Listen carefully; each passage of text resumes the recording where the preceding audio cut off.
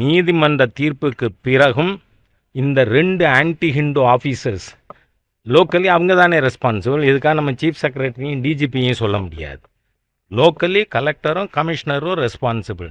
உங்களோட ஹிந்து விரோத தீய எண்ணத்தின் காரணமாக இன்றைக்கி பூர்ணச்சந்திரன் தன் உயிரை விட்டுருக்காருன்னா வெக்கமா இல்லையா? அதிகாரத்தில் இருக்கலாமா?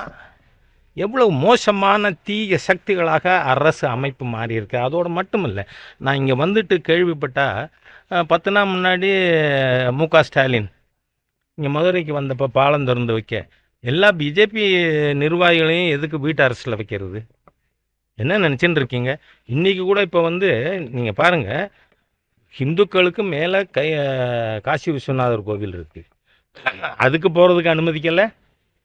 இன்றைக்கி சந்தனக்கூடுக்கு எப்படி அனுமதிச்சிங்க? இது மதவாத தீய நோக்கம் இல்லையா? இந்த கலெக்டரும் கமிஷனரும் மதவாதிகள், ஹிந்து விரோதிகள் இல்லையா?